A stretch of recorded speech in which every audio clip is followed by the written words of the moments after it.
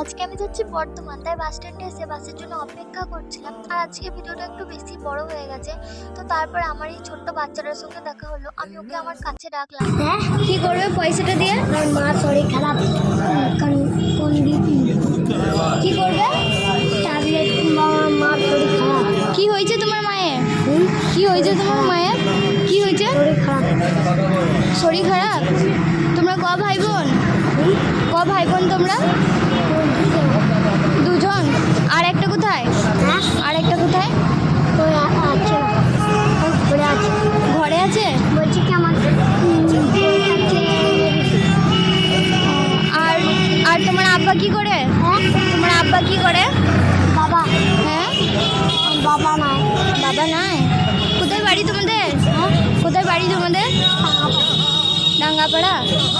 তুমি একাই চাইছো সবার কাছে পয়সা? দিচ্ছে সবাই? কেউ না বলছে না?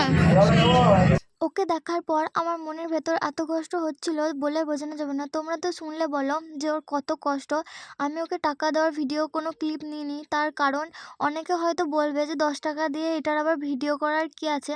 তো তাদেরকে আমি বলতে চাই যে অনেকে ভাবে যে আমাদের থেকে খারাপ দিন হয়তো কারো যাচ্ছে না, বা আমাদের থেকে গরিব মানুষ হয়তো আর কেউ নেই। কিন্তু একটা কথা বলো, এদের থেকে তো আমরা অনেক ভালো আছি, তাই না?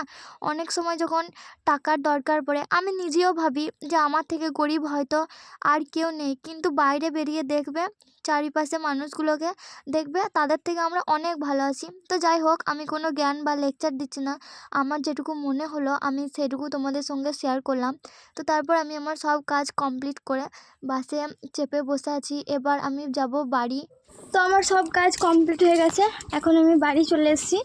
এবার বাড়ি ঢুকবো। আমি জানি আমার ভিডিও খুব একটা ভালো হয় না, আর আমি ঠিক মতন ক্যামেরার সামনে কথাও বলতে পারি না। তো তাও তোমরা একটু সাপোর্ট করো আমাকে, আস্তে আস্তে সবই হয়তো ঠিক হয়ে যাবে। সবার তো একবারে সব কিছু ঠিক হয়ে যায় না। তো এখন টাটা, আবার দেখা হচ্ছে পরের কোনো ভিডিওতে।